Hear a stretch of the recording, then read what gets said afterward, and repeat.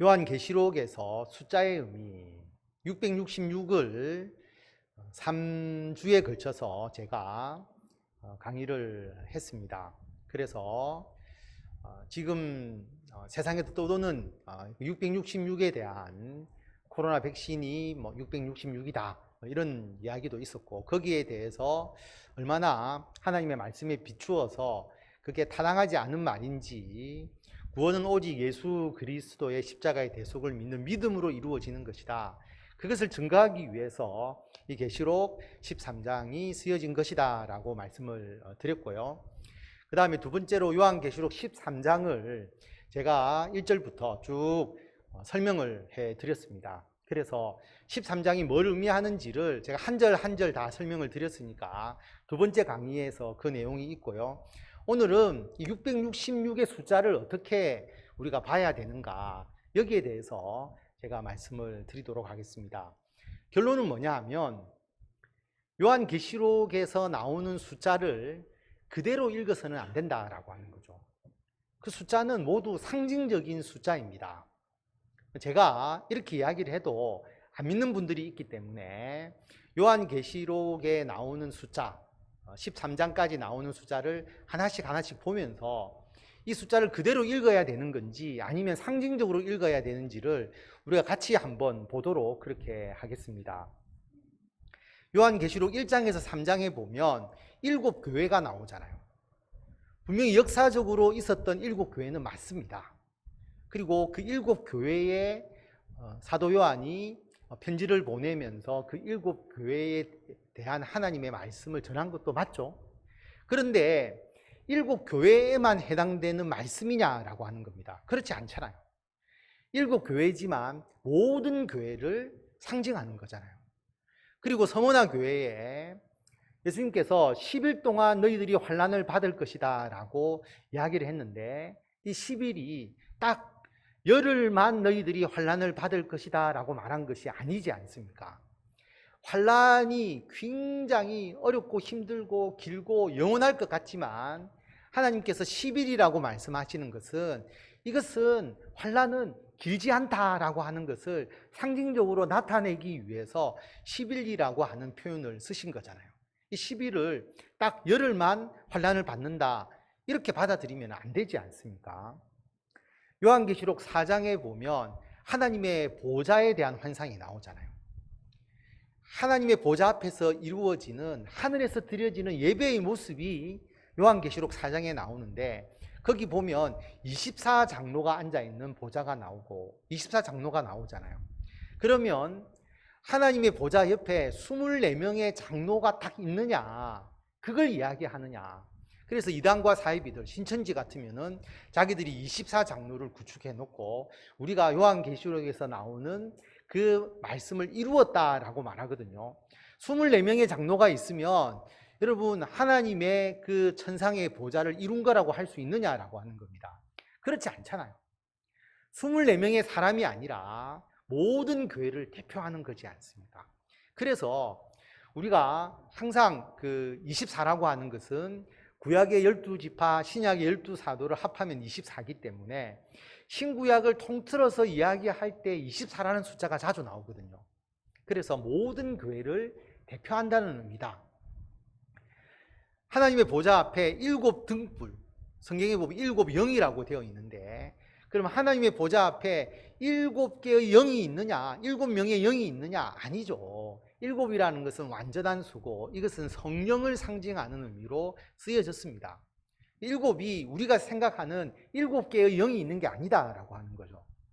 보좌 주위에 4생물이 있는데, 그러면 이상하게 생긴 4마리의 그 생물이 보좌 주위에 있느냐? 4마리가 중요한 것이 아니라 동서남북을 상징하면서 모든 자연계를 대표한다. 우리가 이미 이 부분에 대해서는 한 절 한 절 다 예전에 우리가 보았고, 제가 그 영상으로 다 녹화한 부분들이 유튜브에 있습니다. 그래서 여러분들이 예전에 다 공부했던 거니까 충분히 이해하실 수 있을 겁니다. 그래서 이 숫자를 그대로 받아들여서는 안 된다라고 하는 의미죠. 가장 대표적으로 요한계시록 7장에 보면 인지심을 받은 14만 4천 명이 나오잖아요. 그래서 이단과 사이비들은 14만 4천 명만 구원받는다. 자기들의 그 이단과 사이비의 그 교파에 들어온 14만 4천 명이 구원받는다고 이야기를 하는데 14만 4천 명이 넘어도 그런 얘기를 하거든요. 말도 안 되는 이야기잖아요. 여러분, 예수님께서 이 땅에 오시고 승천하신 이후에 지금까지 14만 4천 명만 구원받는다면 믿음의 순서대로 14만 4천 등 안에 드실 자신이 있으십니까? 말도 안 되는 얘기잖아요. 그래서 여러분, 요한계시록에 나오는 14만 4천 명은 세상 속에서 영적 전쟁을 하면서 그리스도의 군사로 살아가는 성도들을 의미하는 거거든요. 상징적인 숫자잖아요. 12지파별로 12,000명씩 그렇게 해서 14만 4천 명이 나온 거고, 이들만 구원받느냐? 그렇지 않잖아요. 보좌과 어린 양 앞에 서 있는 셀 수 없는 큰 무리가 있습니다. 이미 하나님의 보좌에 앞까지 올라간, 다시 말하면 이 세상의 영적 전쟁에서 승리하고 하나님의 품에 안긴 그 수많은 무리들이 있는 거죠. 그래서 14만 4천 명만 구원받는다는 얘기가 아니다라는 것도 제가 충분히 설명을 드렸습니다. 그래서 이 숫자를 그대로 14만 4천으로 읽으면 큰일 난다라고 하는 거죠. 그 다음에 요한계시록 9장에 보면 무저갱, 밑바닥이 없는, 그러니까 사탄이 감금되어 있는 그 무저갱, 거기에서 황충이 나오죠. 인침을 받지 못한 자를 5달 동안 괴롭게 합니다. 성경에 보면 5달 동안 괴롭게 하는 권세를 받았다라고 말하거든요. 왜 5달일까 생각해 보면, 여러분, 사탄은 세력이 5달만 공격을 하나요? 그렇지 않잖아요. 사탄의 세력은 하나님으로부터 그들이 역할을 할 수 있는, 권세를 부릴 수 있는 기간이 고작 5달 정도, 짧은 기간. 그들은 그 제한된 시간 속에서만 활동할 수 있을 뿐이다라는 것을 나타내기 위해서 5달이라는 표현을 쓴 겁니다.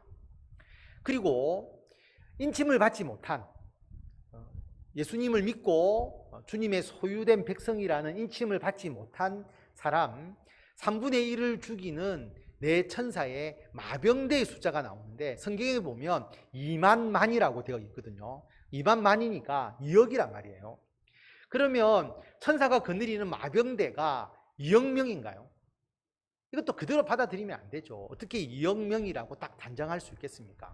이 당시에 2억 명이라는 것은 이 정도의 군대면 그 어떤 군대도 맞설 수 없는, 다시 말하면 천사가 인침받지 못한 자를 심판하기 위해서 이끄는 그 마병대가 그 누구도 대항할 수 없는 어마어마한 마병대라는 것을 나타내기 위해서 2만 만이라는 표현을 쓴 거지, 천사의 마병대 수는 2억 명이라고 하더라 이렇게 이야기를 하면 안 된다라고 하는 것이잖아요.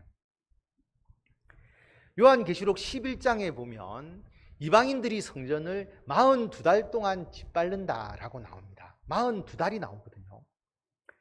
이방인들이 성전을 짓밟습니다. 그런데 두 증인이 1260일을 예언한다라고 그렇게 나와 있습니다.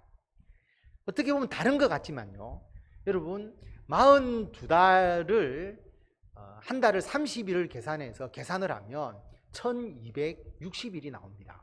다시 말하면 이방인들이 성전을 짓밟으면서 이방인들이 악을 행하는 그 기간과 두 증인이라고 하는 것은 왕과 그리고 제사장을 의미하거든요. 이것도 예전에 제가 말씀을 드렸으니까 구체적으로 이야기하지는 않겠습니다.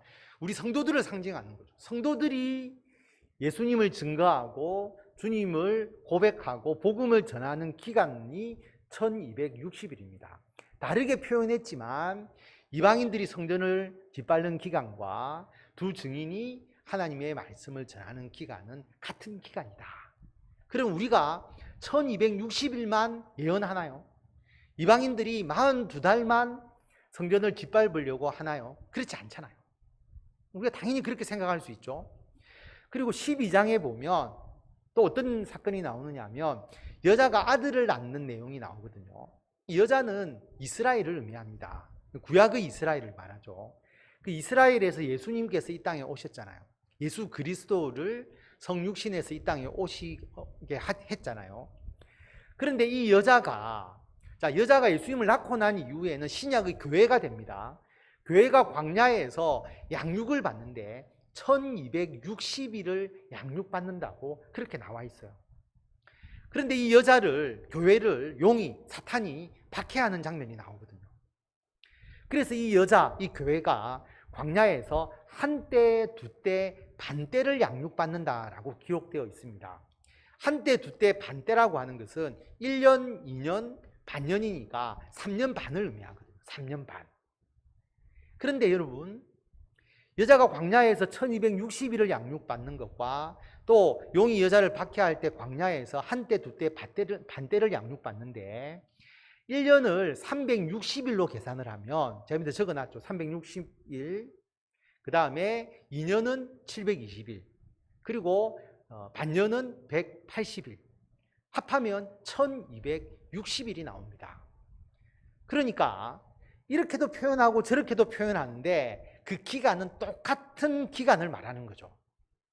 그래서 이방인이 성전 마당을 짓밟는 42달, 두 증인이, 우리 성도들이 예수 그리스도를 증언하는 증인으로서의 역할을 하는 1260일, 여자라고 표현되었지만 교회가 우리가 하나님의 양육을 받으면서 광야에 있는 시기 1260일, 그리고 한때, 두때, 반때, 3년 반 모두가 같은 기간입니다. 그 기간이 언제냐 하면 예수님께서 이 땅에 오셔서 제자를 세우시고 교회를 세우시고 그리고 예수님께서 재림하시는 그 모든 기간까지의 기간을 성경은 42달, 1260일, 그리고 3년 반 이렇게 표현하고 있는 것이에요. 그래서 42달을 진짜 42달로 생각하고 1260일로 생각해서 성경을 읽으면 아무런 의미가 없게 되는 겁니다. 그게 아니다라고 하는 거죠.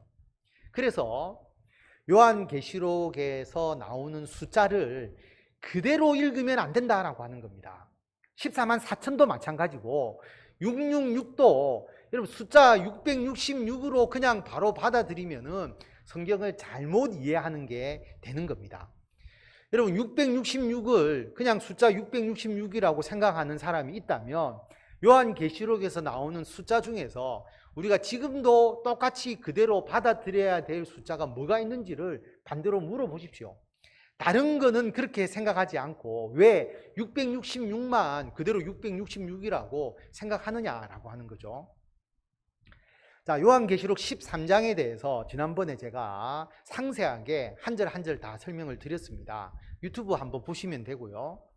요약을 하면 두 마리의 짐승이 나왔죠. 하나는 바다에서 짐승이 올라옵니다. 이 바다에서 올라온 짐승은 그 당시에 황제, 왕, 좀 포괄적으로 말하면 정치 권력을 의미한다. 그렇게 말씀을 드렸고요. 그 다음에 두 번째, 땅에서 또 짐승이 올라오잖아요.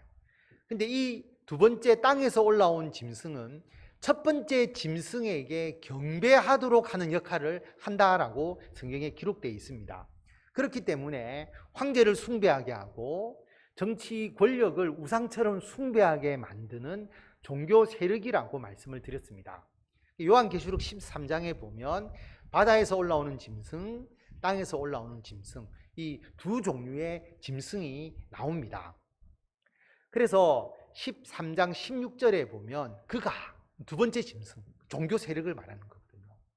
모든 자, 작은 자나 큰 자, 부자나 가난한 자, 자유인이나 종들에게 오른손이나 이마에 표를 받게 했다라고 그렇게 말하고 있습니다. 종교 세력이 오른손이나 이마에 잘 보이는 곳에 표를 받게 했다라고 기록을 하죠. 이 표는 제가 첫 번째 시간에 말씀을 드렸는데 소유권을 의미하는 것이다. 실제로 표시하는 게 아니다. 여러분 요한계시록에서 나오는 이 표가 진짜 사람의 몸이나 오른손이나 이마에 어떤 우리가 눈에 보이는 표식을 하는 거냐? 그게 아니다라고 이야기를 했죠. 왜냐하면 표식이 또 하나 더 나온다 그랬습니다. 천사가 예수님의 십자가의 대속을 믿는 성도들에게 인을 치거든요. 그들의 이마에 인을 치는데 여러분, 우리가 예수님을 믿는 자에게 천사가 어떤 눈에 보이는 표식을 하나요? 우리 이마에 보면 어떤 표식이 있습니까? 없지 않습니까? 천사의 표식도 이것은 소유권을 의미하는 거지, 하나님의 백성이다, 하나님의 소유다, 눈에 보이는 표식이 아니다라고 하는 거죠. 마찬가지로 두 번째 짐승이 우상, 황제나 정치 권력에게 경배하는 자의 이마와 오른손에 짐승의 표를 주는데, 이것도 눈에 보이는 표식이 아니라 그들의 소유가 되었다, 그들을 섬기는 자가 되었다라고 하는 의미지, 실제로 눈에 보이는 표식이 아니다라고 하는 것이죠. 그래서 요한계시록 13장에 보면 누구든지 이 표를 가진 자 외에는 매매를 못하게 하니 이 표는 곧 짐승의 이름이나 그 이름의 수라. 황제에게 복종하지 않고 우상에게 경배하지 않으면 경제적인 불이익을 주고 세상에서 살아가는데 어려움을 만들고, 그렇게 하면서 그 권력에 복종해서 굴복해서 우상을 숭배하도록 만드는 거죠. 이 표는 짐승의 이름이나 이름의 수다, 짐승의 이름일 수도 있고, 그리고 그 이름의 수다라고 말하는 거거든요. 이 표라고 하는 것은 짐승의 이름이 쓰여진 표고, 또는 짐승의 이름의 수가 적힌 표다라고 그렇게 말합니다. 그래서 수가 중요한 게 아니라 그 짐승의 이름이 중요한 것이죠. 그렇게 우리가 이해를 해야 합니다. 지혜가 여기 있으니 총명한 자는 그 짐승의 수를 세어보라. 그것은 사람의 수니 그의 수는 666이니라. 총명한 자는 그 짐승의 수를 세어봐라. 계산해라. 세어라. 막 비밀을 푸는 게 아니고요. 계산하고 세어라. 그 짐승의 수는 누구를 의미하느냐? 한 사람을 의미한다라고 말합니다. 사람의 수라고 했으니까 한 사람. 그의 수가 666이다라고 그렇게 말하는 것이죠. 그래서 이 666에 대해서 여러 가지 이야기가 있지만 제일 많이 나왔던 이야기, 첫 번째 시간에도 말씀을 드렸지만 예전에는 바코드다라고 그렇게 이야기를 했죠. 왜 바코드가 666이냐? 바코드가 다 숫자를 의미하잖아요. 그런데 이제 제가 빨갛게 이렇게 표시가 되어 있는 부분을 보면 바코드의 구분선이 첫 번째 하나 있고 가운데 하나 있고 마지막에 있어요. 여러분, 물건을 사실 때 바코드가 다 있잖아요. 보시면 모든 바코드에는 이 구분선, 가이드 바라고 이야기하는데 3개의 가이드 바가 있습니다. 그리고 나머지는 뭐 국가를 의미하고 지역을 의미하고 이런 식으로 해서 바코드 번호를 붙이게 되어 있는데요. 이 가이드 바, 빨갛게 표시되어 있는, 원래는 검은 겁니다.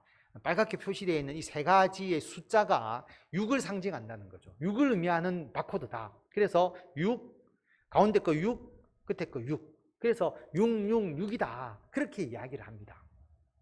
그리고 이게 바코드에서 이제 더 변질이 되어서 베리칩으로 이게 몸에 이식을 하게 되면 짐승의 표를 받는 것이다. 그렇게 이야기를 하고요.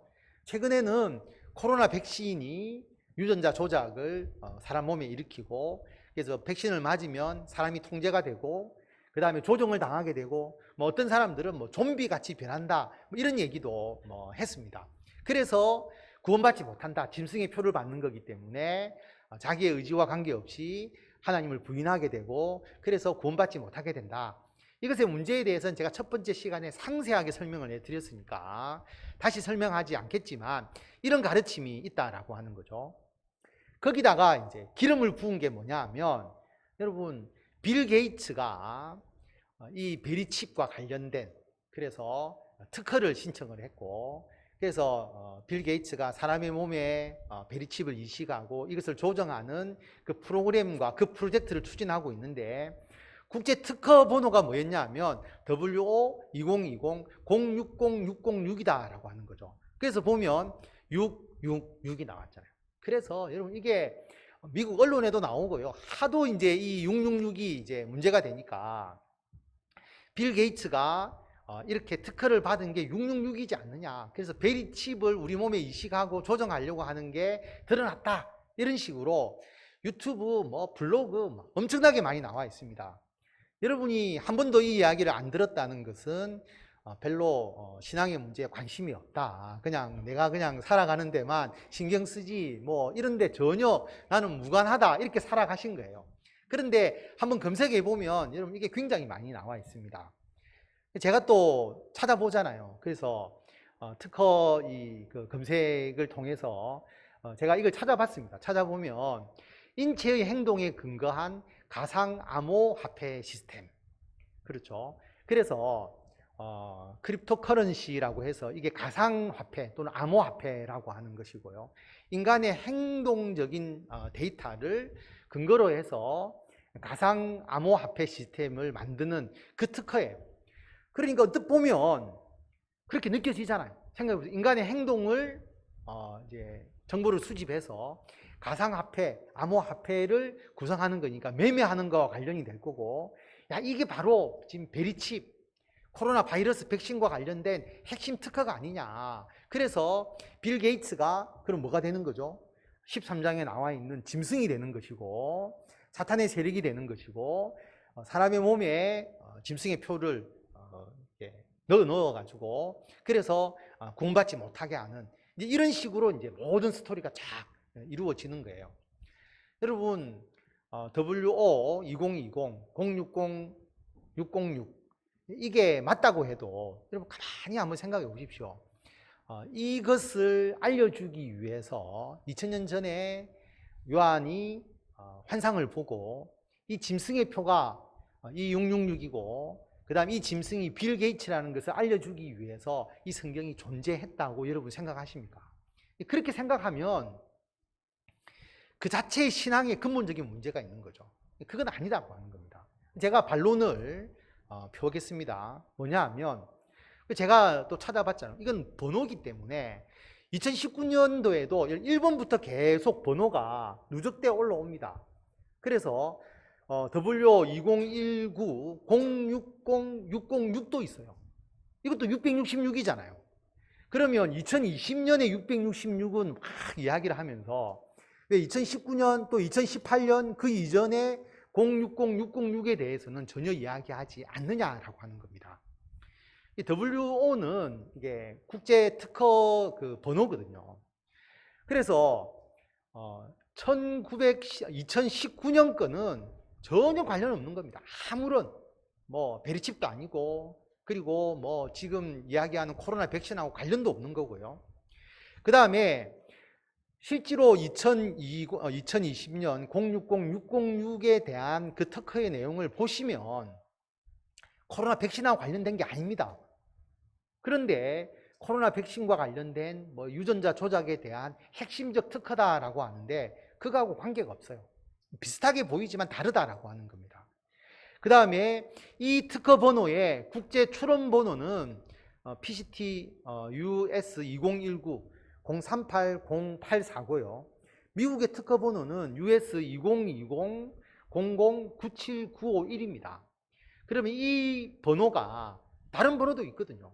근데 유독 그 번호 하나만 가지고 060, 606이라는 그 번호 하나만 가지고 이게 666이라고 이야기하는 것은 말이 맞지 않다는 거죠. 그 전후 사정도 맞지 않고.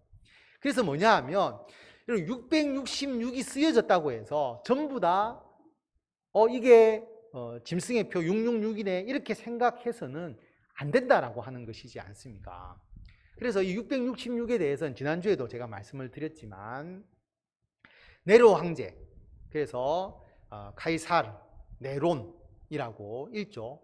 근데 이 Y가 조금 애매한데 Y를 빼고 카이사르 네론이라고 이제 읽게 되면 히브리어는 다 숫자로 표현이 되거든요. 그래서 히브리어의 카이사르 네론, 히브리어는 오른쪽에서 왼쪽으로 읽습니다. 우리가 이렇게 읽는 게 아니고요. 그래서 크사르 네론이라고 이제 모음 없이 자음만 가지고 히브리어는 읽잖아요. 그래서 카사르 네론이라고 읽게 되면 이것을 히브리의 숫자에 대입을 해서 합산을 하면 666이 나옵니다. 그래서 그 당시에 네로 황제에 의해서 핍박받는 그 그리스도인들이 많았기 때문에 1차적으로 이 666이라는 것은 히브리어의 숫자를 통해서 네로를 상징하는 것이다. 그래서 그 당시에 그리스도인들은 요한의 편지를 받고 그 당시에 자기들을 핍박하던 그 짐승의 세력, 로마 황제를 떠올렸을 것이라고 이야기를 합니다. 그러나 이것도 이게 Y를 이제 빼야 이게 정확한 이야기가 되기 때문에 확실하지 않다.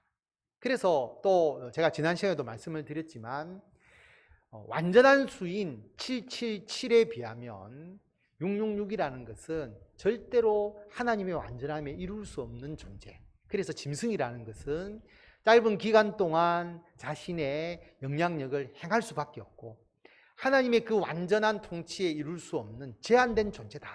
그렇기 때문에 짐승의 세력을 두려워하지 마라. 그 위에 임재하시고 통치하시는 하나님을 바라보고 살아라 라고 하는 의미에서 666이라고 썼을 것이다 라고 그렇게도 말합니다.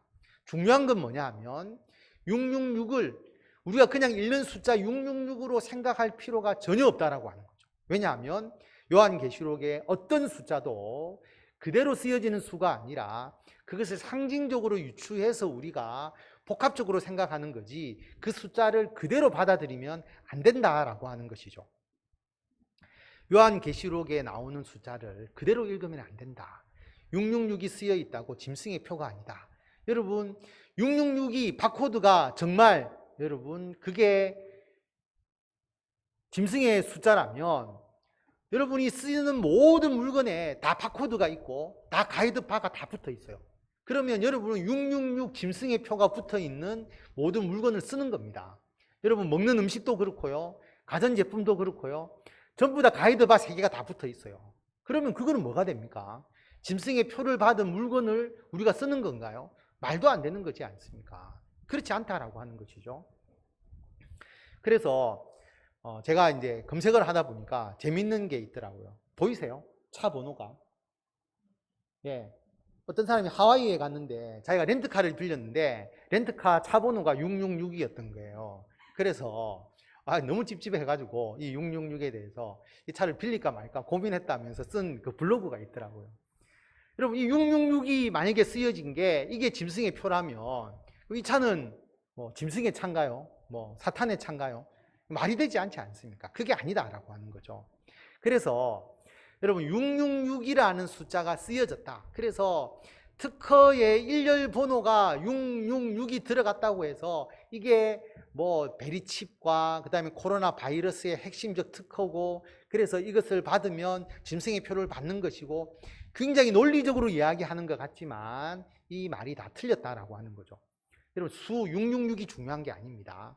표가 중요한 거죠. 누구의 표를 받았느냐? 보이지 않는 표이지만 소유권, 하나님의 소유이냐 아니면 우상과 짐승의 소유이냐 이게 중요한 겁니다. 세상의 종교 세력이 세상의 정치 권력을 우상화하죠. 여러분 권력을 우상화합니다. 사람들이 그 권력 앞에서 무릎 꿇잖아요. 그리고 그 권력을 추종하고 따르도록 하는 겁니다. 혹시 내가 불이익을 당하지 않을까 싶어서 그 권력 앞에서 자신의 믿음을 지키지 못하고 신앙을 지키지 못하는 경우 이게 짐승의 표를 받는 것과 같은 것이죠. 그러나 어린 양의 생명책에 이름이 기록된 자는 짐승에게 경배하지 않는다는 것을 분명하게 언급하고 있습니다. 그래서 베리칩, 그 다음에 코로나 백신과 같은 헛된 미혹에 여러분 끌리지 마시기 바랍니다. 예수 그리스도를 믿는 믿음을 오히려 떠나게 합니다. 그 말을 들은 사람들이 예수님을 더 잘 믿는 게 아니고요. 베리칩을 믿고 빌 게이츠가 짐승이고 빌 게이츠가 그 칩을 심어서 사람들을 조정하고 그렇게 했다고 믿는 사람들이 더 열심히 교회를 다니는 게 아니라 신앙을 열심히 믿었던 사람들이 그 이야기를 듣고 교회를 떠나거든요. 왜 교회에서 이것을 가르쳐 주지 않느냐? 왜 우리 목사는 이런 부분에 대해서 경종을 울리지 않느냐? 목사와 교회가 짐승과 같은 편이라고 이야기를 하고 그런 분들은 교회를 떠납니다. 떠나고 유튜브 보고 있는 거예요. 그러니까 믿음을 북돋아 주는 게 아니라 믿음을 오히려 떠나게 하는 미혹이다라고 하는 것을 여러분이 생각을 하시고 짐승은 우리가 예수님을 믿지 못하게 하는 사탄의 세력이다라고 하는 거죠. 그 사탄의 세력은 시대마다 많이 있습니다. 사도 요한의 때는 로마 황제가 그 역할을 한 것이고요. 그 이후로 세상의 권력, 정치적인 욕망, 물질에 대한 탐욕, 향락과 정욕, 미신, 우상, 이단과 사이비, 무신론, 과학지상주의, 지적인 교만, 이 모든 것이 그 시대마다 짐승의 역할을 하면서 예수 그리스도를 믿는 믿음을 떠나게 하는 거거든요. 이게 더 중요한데 666이라는 숫자에 얽매이게 되면 여러분 아무것도 할 수 없는 믿음을 오히려 잃게 되는 겁니다. 교회를 불신하고 목사를 불신하고, 목사가 이것을 반박하면 제 유튜브에 보면 누군가 댓글을 막 달거든요. 그게 아니다.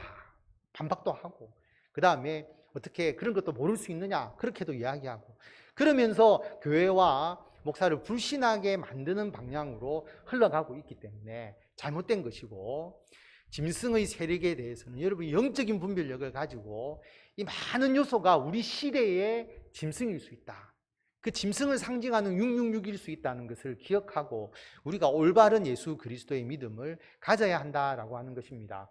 다 같이 한번 우리 요한계시록 13장 8절 말씀 읽도록 하겠습니다. 죽임을 당한 어린 양의 생명책에 장세 이후로 이름이 기록되지 못하고 이 땅에 사는 자들은 다 그 짐승에게 경배하리라. 아멘. 죽임을 당한 어린 양의 생명책에 나의 이름이 기록되어 있기 때문에 우리는 그 짐승에게 경배하지 않는다라고 하는 거죠. 이것을 오히려 성경은 강조하고 있습니다. 그렇기 때문에 13장 9절과 10절 말씀 다 같이 읽습니다. 누구든지 귀가 있거든 들을지어다. 사로잡힐 자는 사로잡혀 갈 것이요 칼에 죽을 자는 마땅히 칼에 죽을 것이니 성도들의 인내와 믿음이 여기 있느니라. 아멘. 세상의 권력이 칼에 죽이려고 할 수도 있고요, 그 다음에 투옥시키고 잡아갈 수도 있지만 어린 양의 생명책에 이름이 기록된 자는 그 칼과 그 권세에 굴복하지 않고 성도들이 인내와 믿음으로서 이들과 맞서서 예수 그리스도에 대한 믿음을 지킨다라고 하는 것을 말씀하고 있고, 이것을 보여주고자 하는 거예요. 이게 목적인데 여러분 666이라는 숫자에 미혹되지 마시고 이 믿음으로 늘 승리하시는 성도 여러분들이 다 되시기를 바랍니다.